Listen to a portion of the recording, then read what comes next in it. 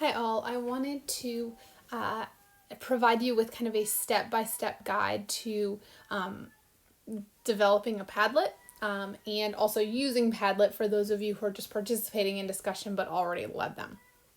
So Padlet is this, my second to the last icon here that looks like a little piece of origami. You can go ahead and download it. It's a free download.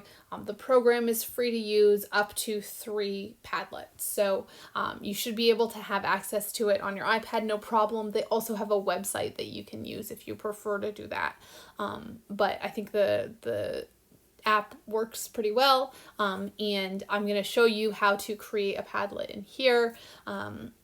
And I encourage you, if you are more technologically or artistically inclined than I am, you're welcome to play around with this, but there's a couple of basics that I just want to make sure we have covered. So this pink button right here is to make a Padlet. So we're going to make a new Padlet. There are a lot of different ways that we can set up a Padlet, and this is really what I'd encourage you to play around with. They look kind of different. I'm thinking that shelf is going to be the most useful for us.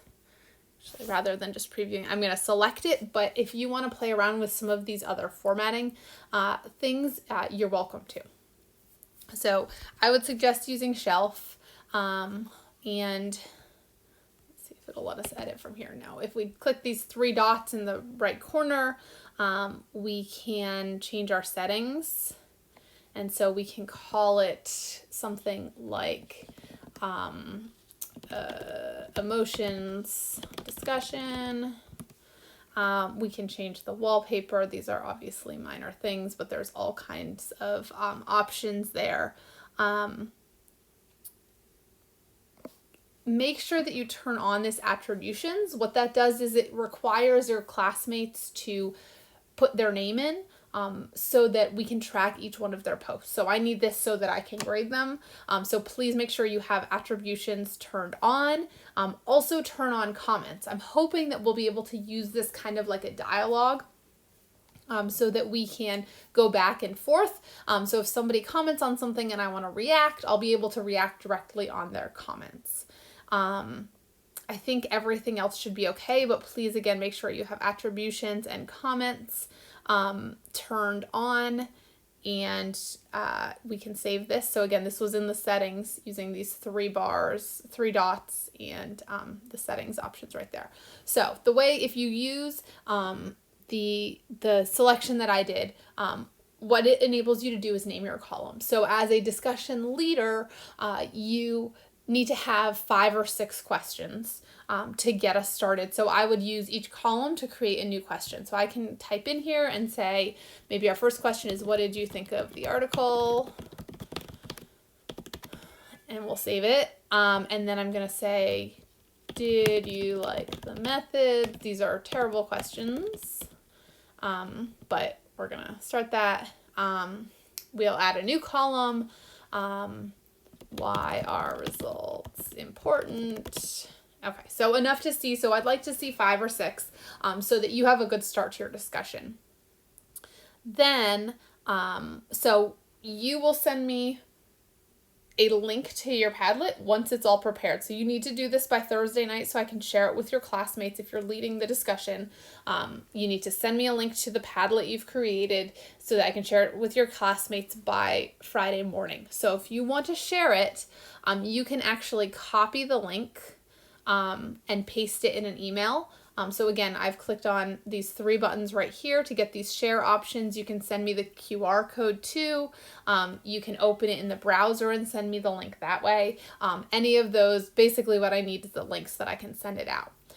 So those of you, so once you get your questions kind of finalized, you're going to give us this as a starting point for our discussion. Now, once you're in the discussion, you're going to need to participate as well. And so those of you who are participating in discussions, you're going to join our Padlet around noon on Fridays, on the Fridays that we have discussions. And when you want to respond to a question, you'll click this plus sign at the bottom, and you can say something like, what do you think of the article? It was the best thing ever. Right? And we can even put a title, great article. and we can post it, okay? So now it's got my attribution, so I can see who posted it, and I've got my comment here. Now you should have more detailed comments, right? So we want to have a pretty good discussion, but what allowing the comments on the responses does is if somebody else looks at this and say, man, she thought this was the best thing ever, I thought this article sucked, they can add a comment and say, I disagree, there were major flaws, which were so on, okay? And so now we can really have a dialogue where we can go back and forth. What I'm hoping is we'll have multiple people responding to each one of the questions. We'll have multiple questions to start with. As a participant in the discussion, you should post responses to at least 4 to 6 items. That should get us a good opportunity, and I'm hoping within, roughly the span of an hour, we can kind of see how long it takes. We'll have a very full board that we'll get to share and discuss and really have a good discussion of the article without requiring everyone to be on a live Zoom call or FaceTime call, but it will still feel at least somewhat like our real class. So this is kind of the basics of Padlet. Feel free to ask me if you have questions. I've used this app before. I'm not super familiar with it, but it's pretty straightforward. So I'm here to help you troubleshoot. We'll figure things out.